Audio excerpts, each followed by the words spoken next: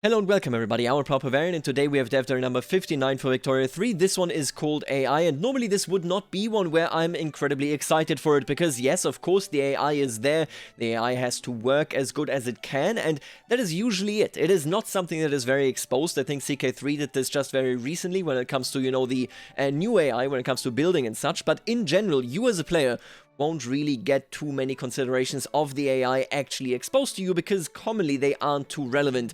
It has become a lot better when it comes to, for example, CK3 and the reasoning of the AI. Just think back to CK2 where it would sometimes just read, the AI says no to your proposal because political reasons. This is not really an explanation, it's not good enough, but at the end of the day, even then, I think most people that play CK3, this sort of dev diary isn't relevant to them. This is relevant for modders and so on. But Victoria 3 takes AI transparency, I think, to a much more positive and much more developed angle. Let's just jump into this dev there. I think you will see what I mean. I hope that, again, this introduction at the very least makes it interesting to you to check out this dev diary, even though, of course, the topic itself commonly isn't something that you might care about. In Victoria 3, things are a bit different. I talked about this in the PDXCon impression video as well.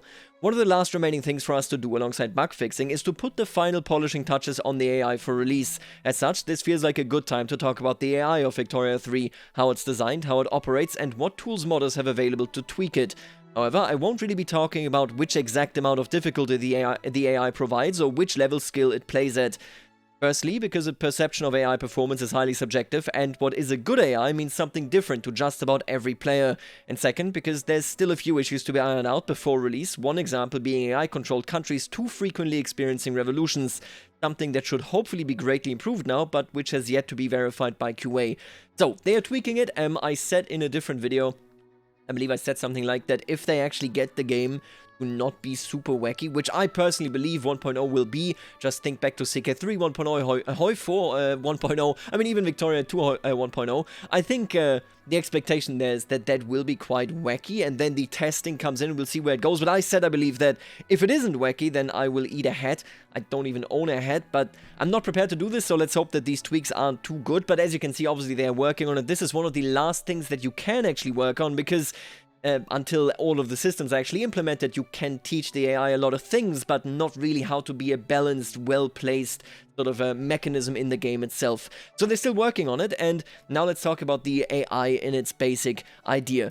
Well, just as in our other grand strategy games, the AI plays the same game that you do. It uses all the same features, faces all the same restrictions, and does not receive the advantage of any cheats, with some exceptions, but more on that later.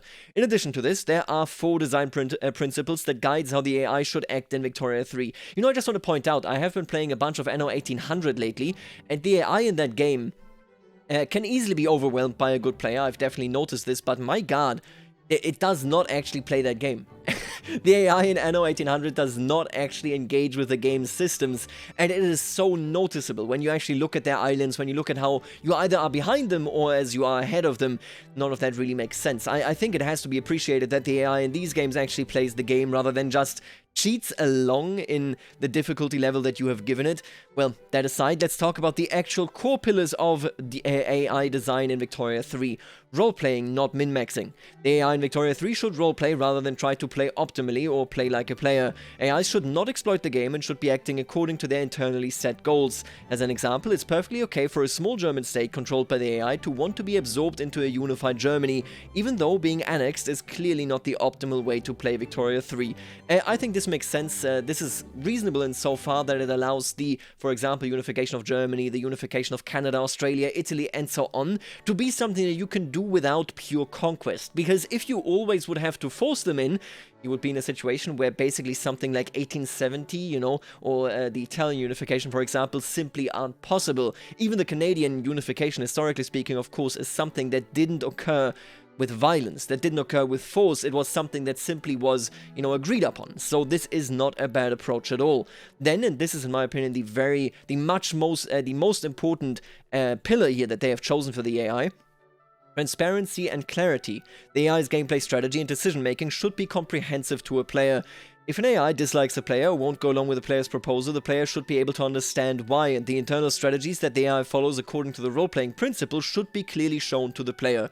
So this is something that I don't want to explain too much right now or go too much into, because we are going to be seeing this with the strategic desires, the strategic interests, and I really, really liked this when I played, at PDXCon, and I took a look at all of that, because I think this is an amount of clarity that we aren't commonly used to. When I look, for example, at EU4, I can very easily understand what the AI or what the AI will do, but not in a sort of comprehensive way, rather just, oh yeah, look at that, I see these are your rivals, so you might act against them. But the actual reasoning behind this, what might actually be the geopolitical strategy of this country, isn't something that really makes, full sense. In Victoria 3, this is different. Whether they acted out properly, whether they can actually fulfill the goals that they set themselves is something else, but you will see that there's a lot more going on here in Victoria 3 when it comes to the communication of AI intentions to you, the player. I think that is the most important pillar, and I'm very impressed with what they have done there. Then, modability within reason. While it will likely never be possible, at least with current-gen hardware, to actually expose the AI's core decision-making loop to modders, anywhere where we can allow modders to hook into its decisions through triggers, defines, or scripted values, we should do so. Of course, as much as you can make it moddable, you should make it moddable. That makes perfect sense. And then not too random, not too deterministic. The AI should generally make decisions based on something I like to refer to as semi-randomness. What this means is that an AI looks at the choices it can make, assigns a score to each, and then throws a set amount of randomness into the mix based on how unpredictable we want it to be for that particular type of decision. Wiz goes on here to explain, with the actual formula, how this goes. Sometimes you add the randomness, but it doesn't actually make the decision random, because one of the decisions was just so heavy in its weighting, but that is of course intended. So there are many ways to make this fairly random, but not entirely random, and I think that is an approach that Paradox has taken for quite some time, and that is indeed a positive one. This is a type of weighting we use in all our games that lets the AI make sensible decisions without being completely deterministic. There you go. But enough preamble, let's dig into the actual AI mechanics in the game. The most central mechanic to the AI in Victoria 3 is the AI strategies, which follows from all three of these principles. Every AI country... It's technically 4, but don't worry about it, okay? Every AI country in the game is all times governed by 3 AI strategies, one administrative, one political, and one diplomatic. Generally speaking, the administrative strategy decides how the AI develops its economy. For example, should it focus on building plantations for cash crops or try to industrialize, and balances its budget. The political strategy determines which IGs and political reforms the AI favors, and how boldly it is willing to pursue those political reforms, while the diplomatic strategy determines what geopolitical direction the AI wants to go in. For instance, does it want to pursue colonization or maintain a stance of well-armed isolationism? Which AI strategies an AI country picks is semi-randomly determined from a set of weights. As an example, countries with a powerful intelligentsia interest group are more likely to pursue a progressive political strategy, but never guaranteed to do so. You can see there's a lot of potential in these, and as we take a look at the screen, I think I would like to go back to my playthroughs at PDXCon, because it was really interesting to see this in action. So, in this image, Qing at the start of the game tends to have extremely conservative strategies. Their goal is solely to maintain internal stability and defend what they already have.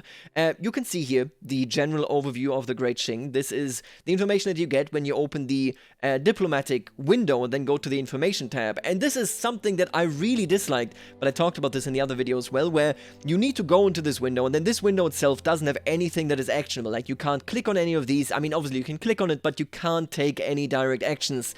And then at the end, and you can even see the scroll bar right here, right? So on some screens, in some setups, people didn't even know the interests were down here if they didn't follow the dev diaries, because you needed to scroll down, right? You would see these symbols, but you wouldn't actually see these terms. And these terms, these strategies, are some of the coolest stuff that is in the game. I talked about this when I did my very long PDXCon video. I was playing Sweden, and I was allying with Prussia as I went, right? Because I said to myself, Prussia is a good ally, they are fairly strong as a land power, I can undertake some naval adventures, while Prussia can sit at home and basically defend my soil should it be necessary.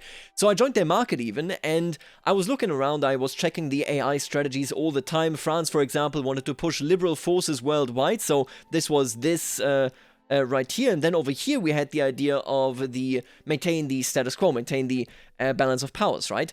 In the meantime, Austria initially also wanted to maintain the status quo, but as soon as Prussia and I became far too strong for Austria, Austria said, I would like to unify Germany.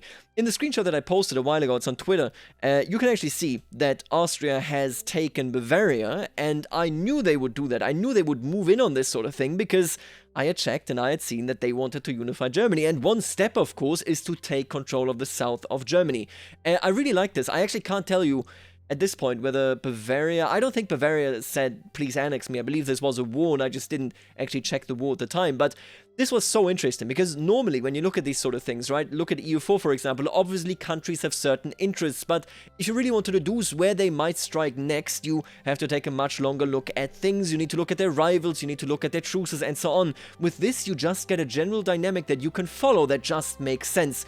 Austria, right, wants to unify Germany. Prussia wants to unify Germany. For example, here we have the Great Qing. They simply want to defend the borders and then internal stability by placating the masses and preserving the mandate of heaven.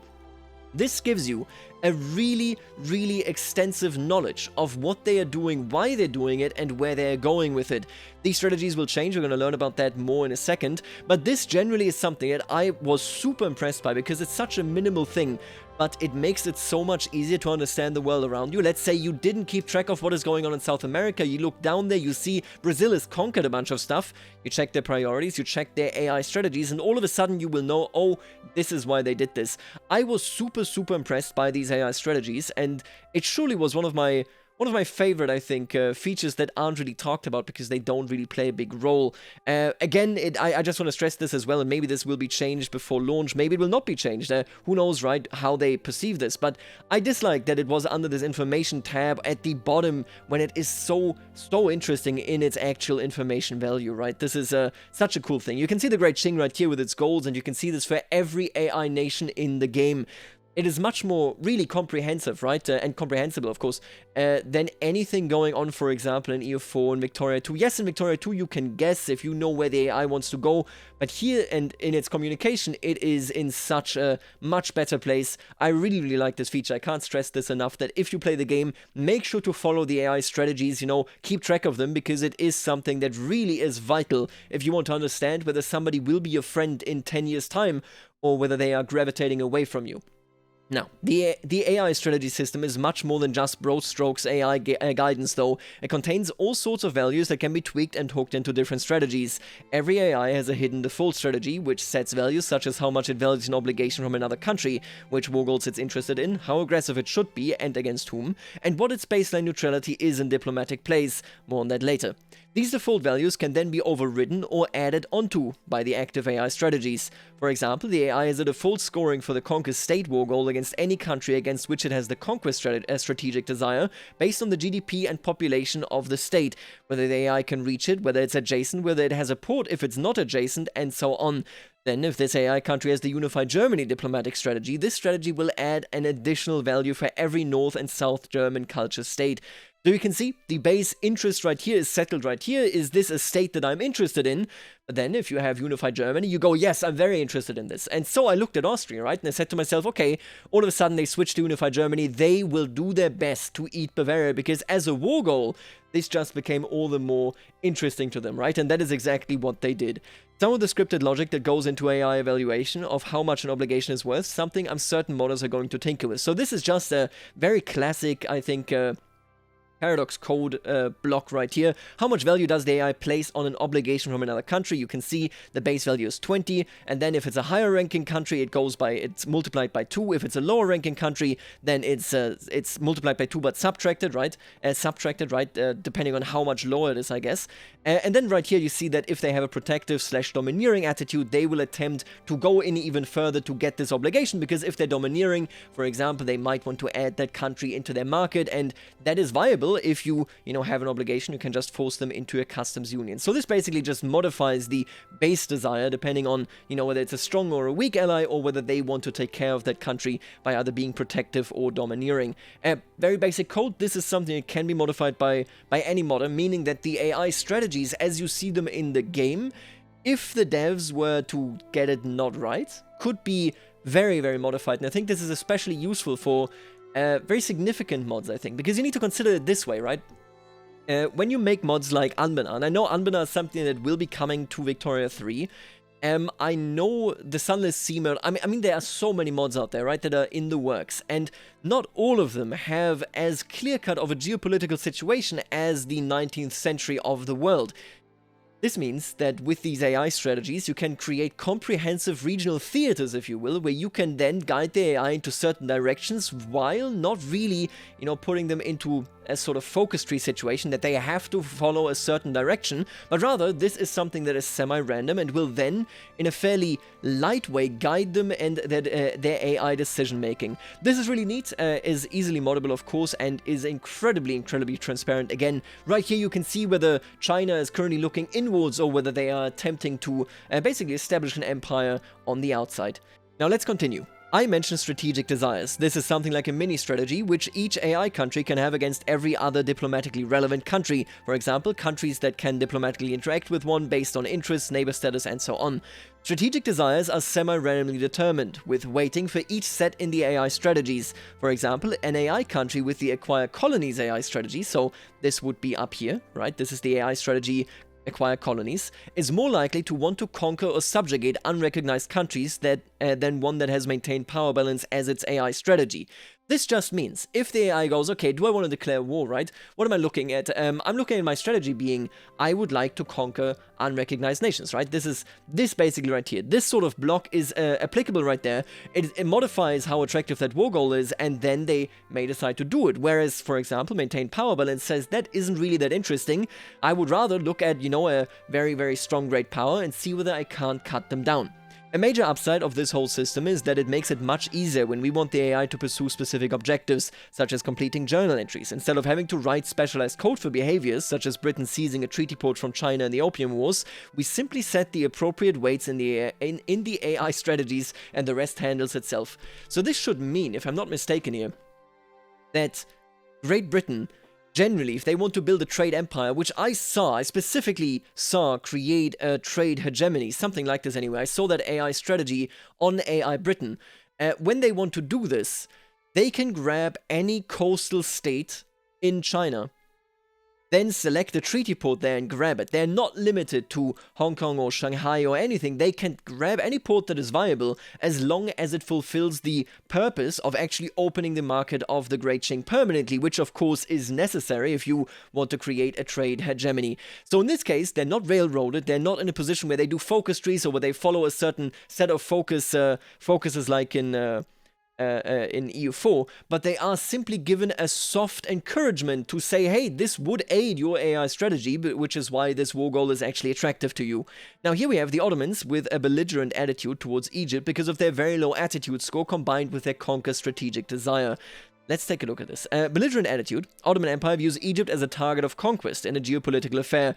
They are likely to start a diplomatic play against Egypt if they feel that the odds are in their favor. There's some grammar in here, don't worry about it too much. This is derived from the Ottoman Empire's attitude score of -300 towards Egypt. First of all, a cold relation makes it so that they are belligerent, -50. Ottoman Empire wants to conquer states owned by Egypt, -200. And then the Ottoman Empire views Egypt as a militarily threatening neighbor, so they want to shut them down. You can see here already, there are three alleys that this is basically coming from. It's the diplomatic alley of we have bad relationships. Then it's the other one of your provinces are close to mine, they are attractive to me. And the third one is you are a regional neighbor, regional powerhouse that would threaten me, and I would like to shut you down right now. These are three different sort of entrances here that go into this factor of -300 for the attitude, and ultimately makes it so that, they have the strategic desire of conquer Egypt, or rather the other way around. This conquer Egypt desire will be fulfilled because of these vectors. AI strategies and strategic desires are of course not static across the entire campaign. Some are set in the history files, while others are allowed to be semi-randomly determined as mentioned above, but over time you can expect them to change. This change can be sped along by certain events. Each individual AI strategy and strategic desire has a change points meter that causes it to be re-rolled when that meter hits 100, and there are a number of things that can happen to a country which immediately adds a bunch of change points and may trigger a re-roll. For example, if a country declares bankruptcy, all other AI countries will receive a number of change points on their strategic desire towards the country that declared the bankruptcy, and will be more likely to roll a non-friendly desire, as bankrupt countries are seen as unworthy allies and easy pickings. You can see right here, this is how they do fairly random but not random, and fairly deterministic but not deterministic. There is a chance that you will start seeing the bankrupt country as an enemy if you're the AI, right? but there's only a chance. It's not guaranteed, it is not something that will always happen, and it happens in an incredibly, incredibly transparent way, because again, the strategic desire is literally depicted right here. A big fan of this, seriously. Another less dramatic example is that whenever a country successfully enacts a new law, a number of change points are added to its political strategy. Hitting 100 change points doesn't necessarily mean a country's strategy or strategic desire will change, though. It is entirely possible that the outcome of the re-roll is to simply pick the same old thing over and over again, especially if the AI's scripted preference for that strategy is high. I would assume that, for example, the Great Qing won't move away from preserve the mandate of heaven no matter what you do, right? Because it's so important. If you give up that journal entry, you basically give up the Great Qing, and obviously they can't actually afford that. So I assume that there's a chance that they could give it up, and they, for example, could, say, I want to change my overall, what is this, the political strategy, right? I would like to change this around, yeah, the political strategy. But most likely, they will go on, no, I had a chance to change it here, but the chance was basically zero, because it is so important that I keep preserving, indeed, the mandate of heaven. This is an example of where it's very unlikely to change. In a different scenario, for example, if you are in a position where you have very liberal reforms, but your government is actually in a position of leaning towards socialism, towards communism, I can definitely see that this would be one of those things where, hey, wait a minute, you until now wanted to have liberal reforms, but you know what, you are actually socialist in your government, so now all of a sudden you want reforms that go even further. And I could definitely see this, and those are basically examples of the both of the deterministic and of the random choice right there. Now that we've talked about how the AI functions on a strategic level, let's switch gears and talk about how it operates in another area, namely the economy. The economic management of Victoria 3 can be quite complex, and as such, making AI for it is no trivial task either. There's a lot of factors to consider, even for the most straightforward seeming action. As an example, let's say the AI is considering whether to build a tobacco plantation. Simple, right? We just look at the estimated labor costs involved versus the current market price of tobacco and make a determination on whether it will turn a profit. Well, no. For one, that market price is going to change as soon as the new building is complete and starts adding more sell orders of tobacco to the market. What's more, goods substitution also comes into play here. The increased supply of tobacco will, over time, lead to pops buying more tobacco as part of their intoxicants need, increasing the demand for tobacco while lowering it for other goods such as liquor, which then in turn would influence the AI's decision-making regarding any buildings with production methods that produce liquor. It's a lot more complex than just build and make money. So then, how do you account for all these factors without crashing performance every time the AI wants to build something? The solution is something called spending variables, which is a rather unassuming name for how the AI predicts and charts the course of its economy and market. Each AI country's spending variables tracks values such as the buy orders and sell orders that are going to be generated by buildings, which are currently in the construction queue or in the process of hiring employees. This means that if the AI is facing a shortage of tools and starts building a tooling workshop, it can now understand that once the tooling workshop is completed, the shortage of tools will be resolved, and thus doesn't start constructing a second or third tooling workshop, and can, for example, queue up a construction after the tooling workshop that is going to use tools as an input, even though that would clearly be a terrible idea under the current market conditions. This means these spending variables enable the AI to realize unrealized production projects in its planning.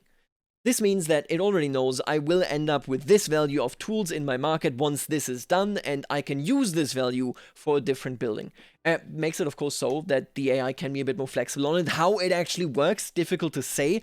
They mentioned at the very start of the dev diary, and who knows, right, where that actually is in terms of getting it fixed, but they mentioned that revolutions happen a lot with the AI, and since the AI plays the same game as the player, I have to guess that revolutions are more likely because of some sort of mismanagement of the societal and economic gameplay of Victoria 3 by the AI.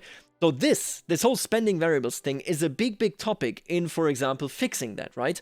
And with that being said, I don't know whether, as good as it sounds, without a doubt, whether that actually works. That is something we have to observe when the game actually comes out. They say that, they made it much better. How it actually works, we will see indeed when it comes to that.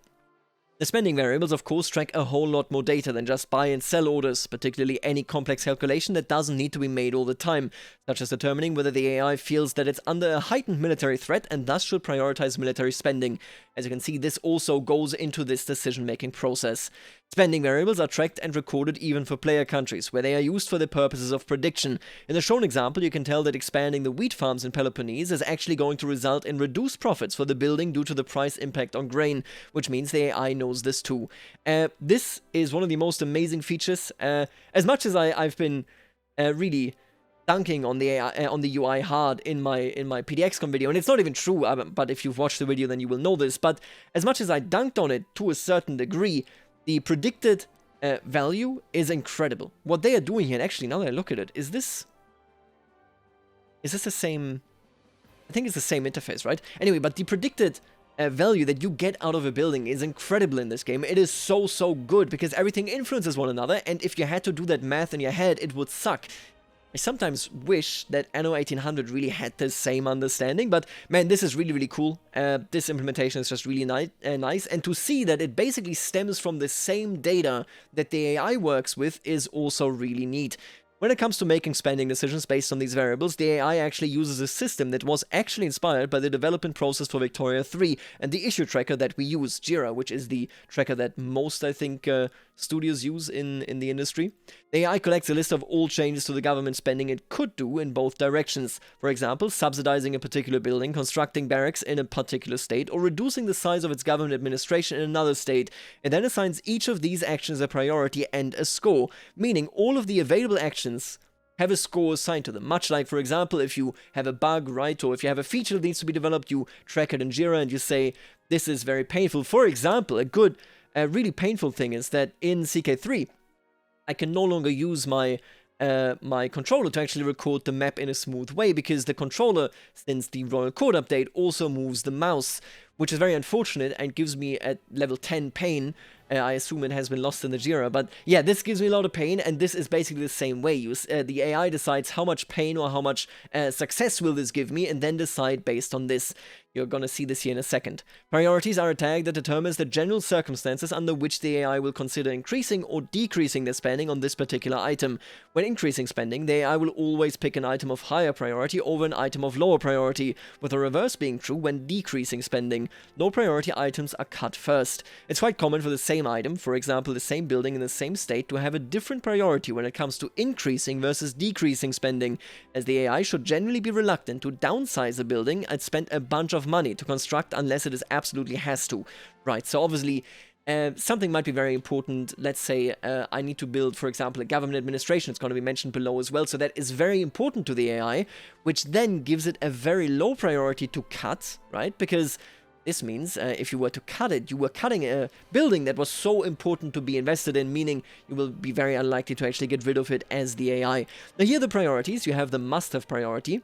The AI will always increase spending on a must-have and never decrease spending. For example, the AI will never consider downsizing the government administration. Should have. This is something that the AI believes is very important and should be acquired as soon as they have a small surplus. The AI is only willing to cut spending on a should have item if they are in debt and can't find any other way to balance the budget. Then, wants to have. This is something the AI considers fairly important and will be willing to increase spending on if they have a modest surplus, but isn't willing to go into debt for and will cut spending on if they have a budget deficit, not counting temporary expenses, of course. And they aren't sitting on a large pile of gold reserves, because obviously you can lose some money if you have enough in the bank. Then we have nice to have. This is something the AI considers low priority and will only be willing to increase spending on if they have a large surplus and nothing better to do with their money. They will cut spending on nice to haves at the moment their surplus isn't looking so good. So basically up to here, this is something the AI will very actively pursue. And this is, if I can have it, I will. If I can't have it, I will cut it. And then, should not have. This is something AI has determined it doesn't want at all. It will not increase spending on this item under any circumstances and will cut spending on it as soon as possible. I wonder what that is. For example, I assume certain production buildings, right? Something that you just don't care about. Yeah, I wonder what an example here would actually be, because obviously I can think of situational I don't want this, right? But practically speaking, I'm not sure what this could be other than just a situational thing.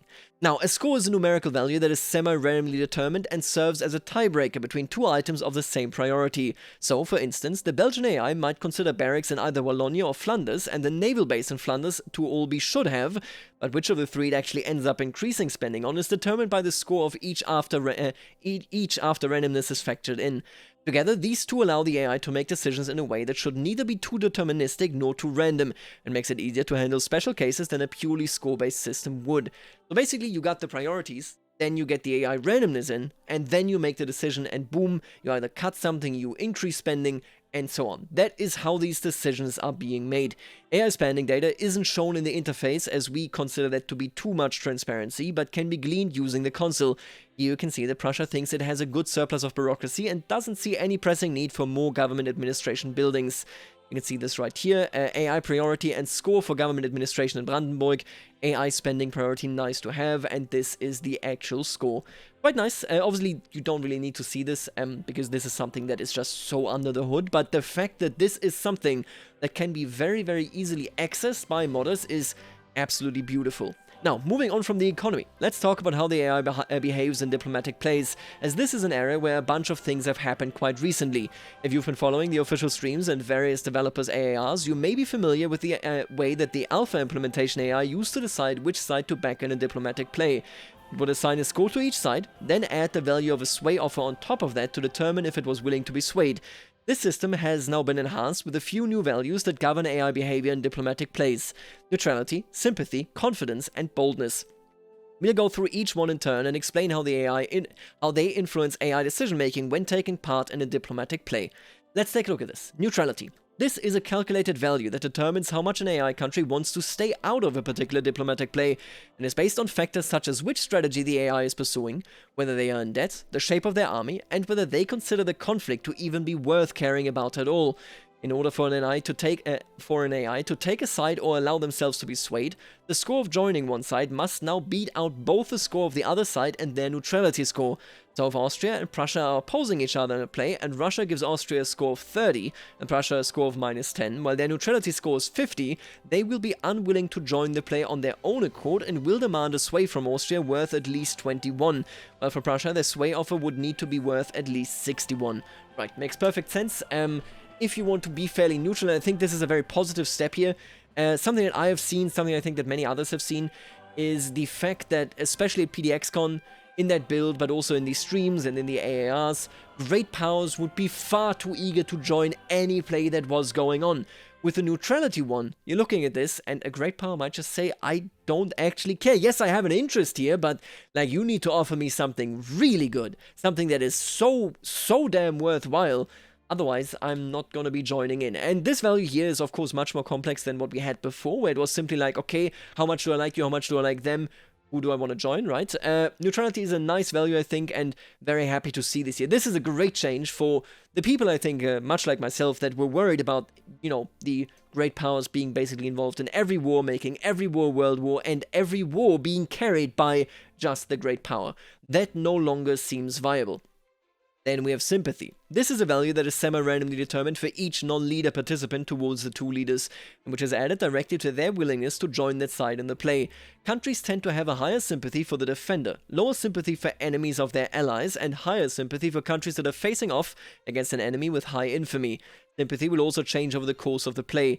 Any side which adds additional war goals will generate sympathy for the opposing side based on the infamy of the war goal added, and simply any side which receives support from an uncommitted country will generate sympathy for the other side based on how powerful that new backer is in relation to the other countries involved in the play. Conversely, losing a backer increases sympathy for the side that now finds itself with less support.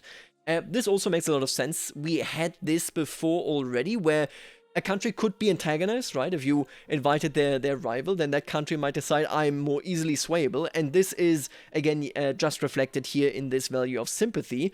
Obviously, there's a lot that goes into sympathy. It's just the fundamental willingness, right? But then it changes based on how the play develops. I like this. It's fairly dynamic, but it does give an indication of what is going on.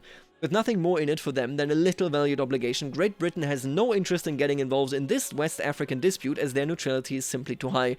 Let's take a look at this. You could offer an obligation. Obviously, it doesn't seem worth it. I also think we're surely are going to be winning this right here, right? We have a better position here. Messina has more troops than Segu. And then we have a general preference where Messina has a fairly high chance to recruit Great Britain, right? But ultimately they are not willing to do it. That is because of the neutrality. We would have to overcome the neutrality value plus our value, right? So our value plus whatever we can offer needs to be higher than neutrality, and in this case, it simply isn't. Relative preference is calculated from the British preference to support Messina minus either their preference to support Segu or their neutrality score, whichever result ends up lower. Right, so there you even get an explanation of how it works and how you might be able to influence this, but at this point, of course, I think it's too late. Britain will simply not join, and that's a good thing, because this means that your troops and the troops of your enemy will actually matter rather than whoever gets the better great power on their side. Now, confidence. This is a calculated value that only applies to the leader of each side of the diplomatic play and determines how they feel about their chances to come out on top if the play should escalate to war. This is primarily determined by the relative strength and mobilization level of the two sides' militaries, but also by factors such as how well they can bear the cost of a war. I'm so happy to see this here, seriously. How internally divided they are, and how capable they think their own national forces are to fend off incursions into their territory. I am so in love with this exact thing. The confidence score is so good. The lower the AI's confidence, the more willing they are to back down, and the more keen they will be to try and secure additional support from uncommitted participants. I absolutely love this. So what we're looking at here is the effect where you actually get the AI to back down if you are in overwhelming force, meaning so you're overwhelming, now they get the natural inclination, based on their confidence, to recruit more people, to even offer them something that could actively harm them, right? Or, you know, the main player here. And if they can't recruit anybody, that would make it so that they are on even footing with you, they will simply say, I'm backing down, I will just give you the initial demand and nothing else. This is really cool. I like this value a whole lot. I like the rework here that it actually made it in, because this ultimately means that not just you can just have, you know, no wars by having overwhelming power in the diplomatic play, but this is also excellent because the AI here very proactively takes into account something as complex as their political makeup, as well as, for example, you know, the cost of the war, whether they could carry it. I really hope, I really wonder, do they take into account, if I declare a war, right, and I am internally divided, is their confidence going to rise up? My opponent's confidence? It should, right? Because they look at me and they say, he can't carry that war. That guy's he's gonna basically stumble over his own feet. Nonetheless, confidence, super cool. Again, I really like what they did here. I still would like the idea where you can get sort of like light commitments, partial commitments, right? Where, for example, you say, Great Britain, give me 10 units for this promise, and that's it. Or, like, I just pay you money, I join your market, that sort of thing. Either way, this is really neat, even though, of course, it doesn't do what I was suggesting in any way, but this is really neat. Boldness. This is a hidden value that is semi-randomly determined for each participant in the diplomatic play. Countries with certain strategies, higher-ranking countries, countries with strong militaries, and countries that are facing annexation in the play tend to have higher boldness. Because, of course, either they are cocky or it is basically a fight to survive. Boldness plays a role in multiple different AI decisions, such as how early it mobilizes, how willing it is to join plays without being offered anything, but the main role of boldness is to be compared against confidence to determine whether the AI is willing to back down rather than let the play go to war. For this, confidence and boldness are added together, and the lower the result, the more likely the AI is to back down. This means, since boldness is determined by how the country perceives itself, because of the you know, its rank, whether it has a certain strategy. So if I, for example, attack Austria as Prussia, they're less likely to back down because they're looking at a situation where, even if they're worried, right, they're looking at a situation where if I lose this, I basically lose the idea of unifying Germany, if that is the AI strategy that Austria is running with. So this means boldness emulates, okay, if I'm fighting for survival, if I, for example, declare a war just against like one of the Italian miners and this would end in their annexation, they will obviously be very bold and not be willing to back down. Interesting. And you compare this to confidence on the other hand. This also in itself makes sense. If you can't carry it, you might still surrender even if it means your annexation. But that is a balancing issue rather than anything else. Where were we? Right, there's some other factors of this as well, such as how much the AI stands to lose from additional war goals that could be pressed if the play escalated to war, but boldness serves as a way to provide predictable randomness. That is, an AI Modena facing off against Austria alone would have such a bottomed-out confidence score that it would need a very high random roll for boldness to let the play escalate to war, even if they're facing annexation. Yeah, that's exactly what I was talking about there. I really like what they did with diplomatic place. Am I of the opinion that this will be cheese-free? Absolutely not. But I really like the approach they have taken here. And I can even envision this working really, really splendidly with the idea of saying, hey, can we get a limited intervention, for example, from the US, from the UK, and so on, that could be then transferred, of course, into something like a Cold War mod, for example, Anbana, and so on. I think this is a really neat system. The way that they split it this way also is very transparent, and let's just take a look at the screenshot, because then I think it will be even more understandable. Facing the prospect of war with both Prussia and Russia, there's a chance here that Austria is going to back down if they can't secure more support. Though they might also decide that Bohemia must be defended at all costs given its integral status in their empire. Let's take a look at this. So, they're confident, they should be. Whereas Austria is indeed worried. Relative military strength and level of mobilization -41. Yeah, they're not doing so hot. Currently nobody has mobilized anything, but we are looking at a situation where, of course, the potential here that comes from Austria and Prussia is much, much higher. Austria feels pessimistic about their chances to emerge victorious in this diplomatic play under current circumstances. It is fairly likely that they will back out, especially if their side stands to lose a lot from a war.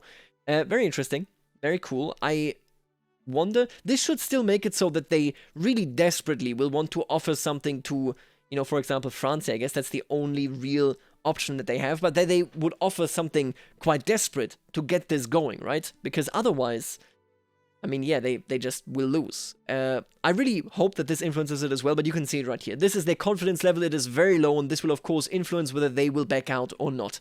AI is a personal passion of mine. I actually started out as an AI programmer for Paradox back in 2013, almost 10 years ago now.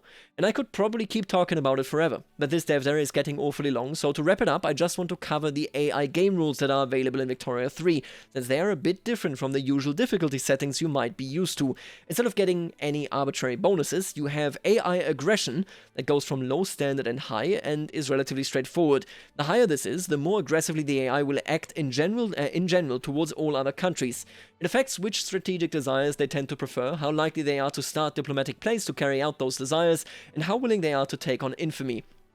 Then we have AI behavior towards players. On the other hand, this goes from lenient, standard, all the way to harsh. This affects only how the AI views player-controlled countries and is the closest thing to a difficulty setting that we have. With a regular setting of standard, the AI treats the player the same as if they were any other AI country, with no special considerations. However, you can also set it to lenient if you want a friendlier experience. This will make the AI more likely to have friendly strategic desires towards player countries, making them more likely to support the player in diplomatic plays, and will make them unwilling to conquer the player's homelands unless they have a claim on it. Conversely, if you're an experienced hand at the game and want the AI to treat you like the agent of chaos that you are, you can put this setting to harsh. This makes the AI far more suspicious of the player's intentions, less willing to support them in diplomatic plays unless they have something to very clearly gain from it, and more willing to knock the player down a peg or two should a good opportunity to do so arise. Very, very interesting. I like it. I like this a lot. It's a different approach, and I think it's a necessary approach, because you can't really balance the AI in Victoria 3 by giving them economic or societal or whatever bonuses, because that just destroys the total of the game's systems, such as the market and diplomatic plays and military balance in general, right? So instead, it's simply, is the AI aggressive, yes or no, and is the AI aggressive against you? And this is the result of these game rules. I call this combination of AI game rules the Metternich mode, where the AI behavior towards players is harsh, but the general aggression is low. Alright then, that's it for this dev diary. I hope you find it enlightening, and I hope you find the AI in Victoria 3 fun and interesting to play with and against when the game releases. We still have some things to fix before then, and we are of course going to continue improving, polishing, and increasing the modability of the AI post-release, as we do with all our games.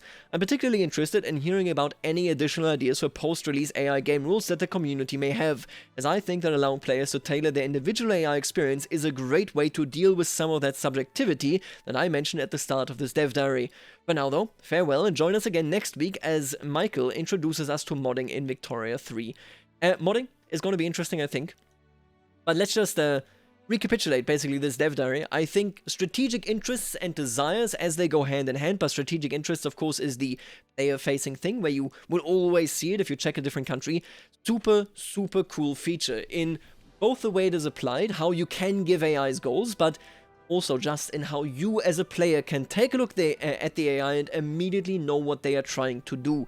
I really wish, honestly, that I could highlight a country and then get notifications with, hey, did you know Austria switched from maintain the balance of power to unified Germany? That would be pretty cool. I like this feature a lot. I wish it wasn't as hidden as it is. You can even see here, right, that they had to scroll down just to see it properly. Otherwise, the text is cut off. But yeah, super cool feature. And I think everything related to the question of the diplomatic place is really, really neat. The economic decisions, let's just hope that this pans out to make sense. That's a lot of balancing right there, right?